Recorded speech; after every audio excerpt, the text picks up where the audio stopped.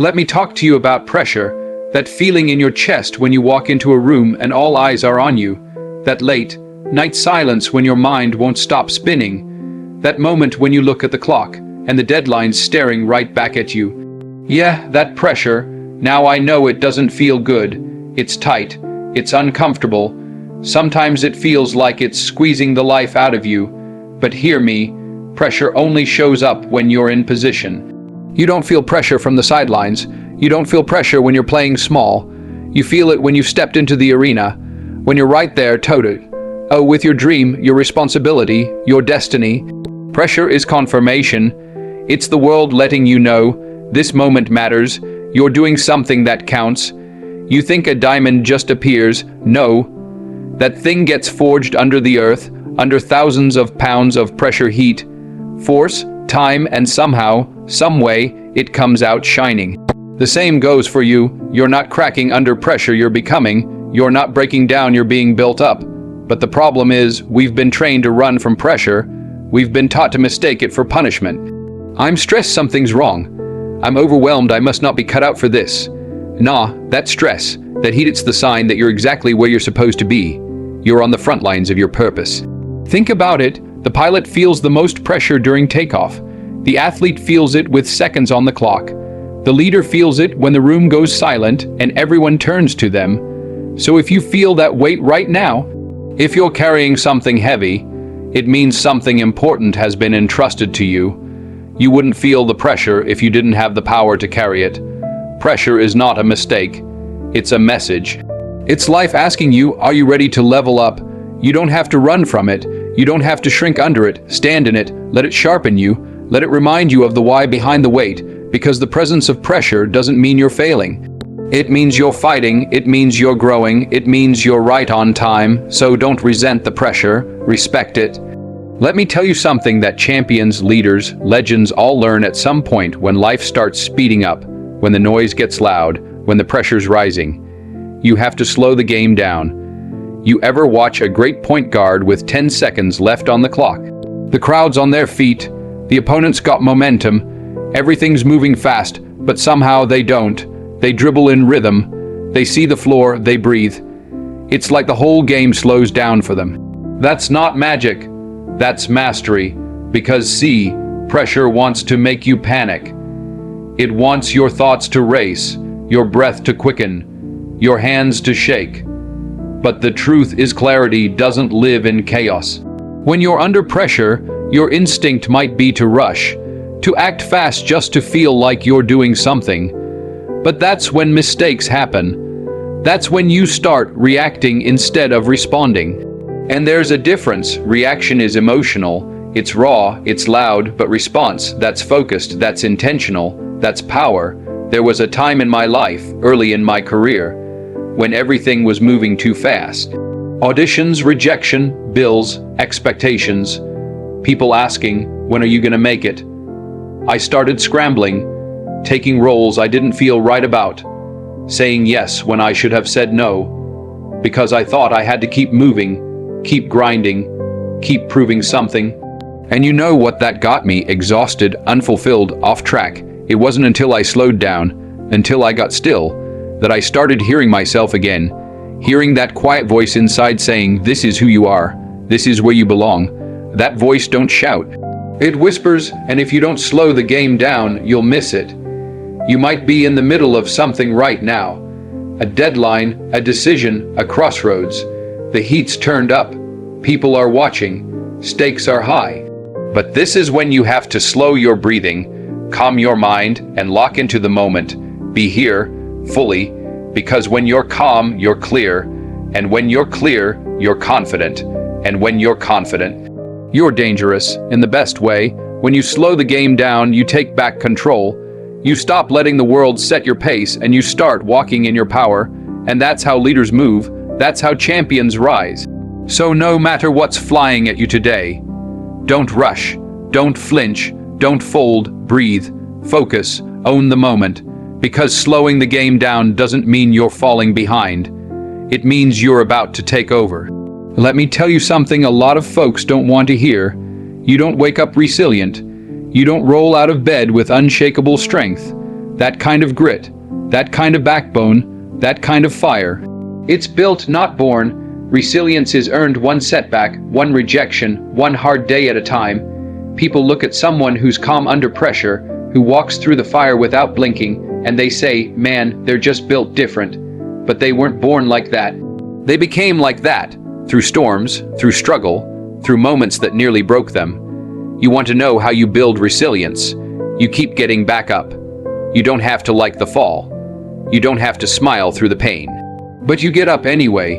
When I was coming up, I had doors shut in my face that I thought would never open. Auditions I was perfect for, or so I thought, and they'd look me up and down and say, next. People smiled at me in public, then laughed at me in private. You want to talk about pressure? You want to talk about doubt? I lived it. And there were days, I'll be honest with you, days I almost believed them. Almost believed I wasn't enough. Almost believed that the calling in me was just a dream I needed to grow out of. But something in me said, keep showing up. Not because I felt fearless, not because I felt strong, but because I knew quitting wasn't an option. And every time I got knocked down and stood back up, something inside me got stronger, not louder, not flashier, stronger, more grounded, more focused, more clear on why I was doing this in the first place. That's how resilience is born, not in the spotlight, not in the applause. It's born in the silence, in the shadows, in the lonely work no one sees. It's forged in the moments when you could choose comfort, but you choose growth instead. It's built when you fail publicly and still walk with your head high. When you hear no 100 times and still believe in your yes. When you carry pain in your chest but purpose in your steps. Resilience doesn't mean you never fall. It means you fall forward. It means you learn. You adjust, you get better. Life is going to test you. It's going to hand you situations that don't make sense, that feel unfair. But those moments, as painful as they are building something in you. So don't waste your suffering. Don't waste your struggle. Don't despise the hard seasons. They are shaping you into someone stronger than you've ever been. Someone who can stand even when the ground shakes. Someone who can bend but never break, because resilience is not about being perfect. It's about being persistent. And if you've still got breath in your lungs and fight in your heart, then you've still got what it takes to rise.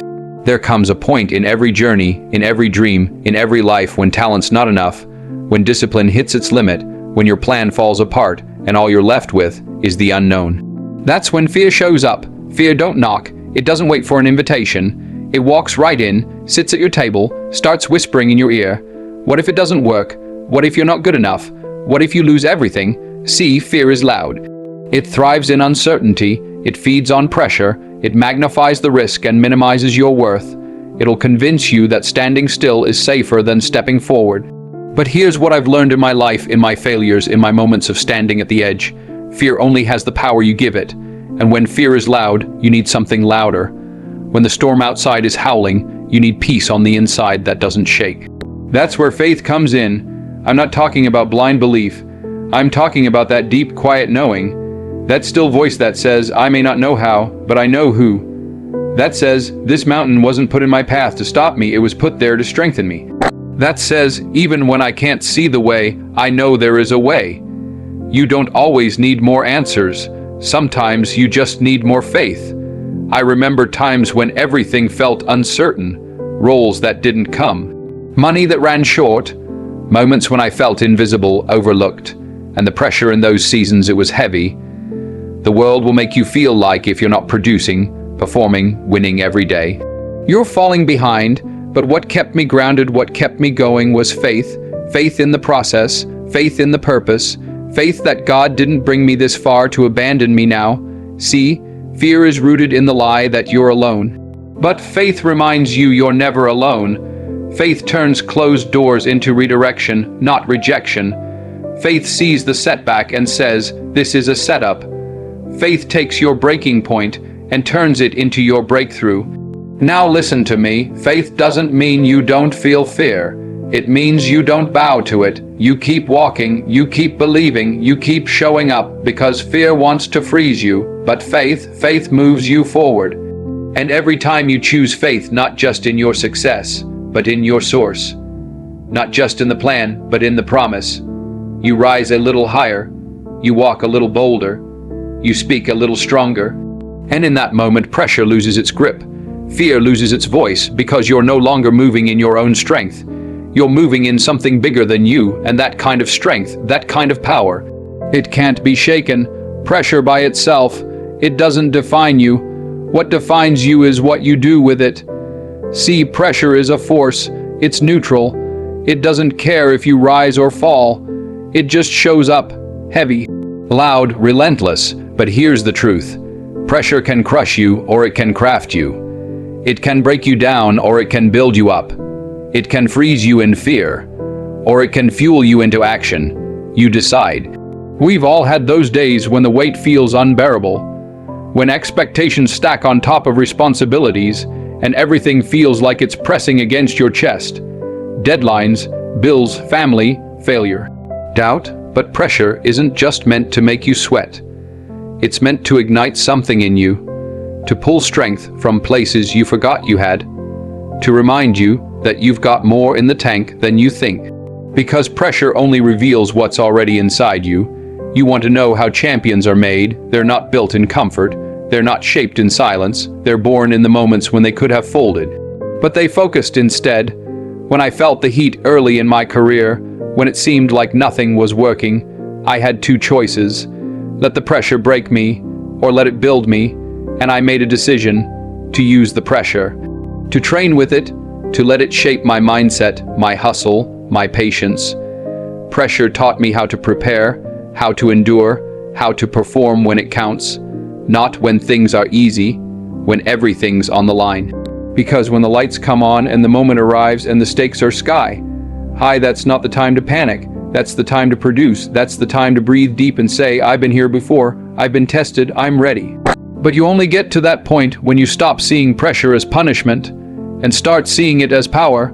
Let it sharpen your instincts. Let it refine your thinking. Let it teach you how to move with precision, how to speak with clarity, how to act with courage. When pressure comes knocking, don't just endure it, engage with it, channel it. You've got a goal, a vision, a dream worth chasing, then pressure comes with the territory. It's not a problem, it's a privilege. Pressure is what separates the ones who want it from the ones who are willing to work for it. So when the pressure's on, don't back away, step into it with discipline, with intention, with fire in your eyes. Because that's where growth happens, that's where greatness lives. And when you learn to use that pressure to let it drive you instead of derail you, you stop surviving it. And you start owning it. That's not just power, that's transformation. So here we are. We've talked about pressure, how it doesn't mean you're failing, it means you're fighting. We've talked about slowing the game down, not to run from the heat, but to own the moment. We've talked about resilience not as a gift, but as a choice, built through every bruise and every comeback. We've talked about faith, the kind that walks forward even when the road isn't clear. And we've talked about power, the kind of power that pressure was trying to wake up in you all along. Now let me leave you with this. Pressure is not the enemy. Fear is not your ruler. Failure is not the end. And greatness is not reserved for the chosen few. It's built in the fire, earned in the fight, and lived out by those who refuse to quit. You will get knocked down. You will have moments when you want to disappear, when your confidence gets quiet. But those moments are the making of you. Anybody can move when it's easy.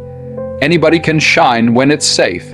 But if you can stand tall when the weight hits, if you can speak truth when your voice shakes, if you can hold on to your purpose when everything around you is shifting, then you're not just surviving pressure. You're becoming unstoppable through it. So walk forward not with fear in your heart, but with fire in your spirit, because you were never meant to crumble under pressure. You were born to rise with it.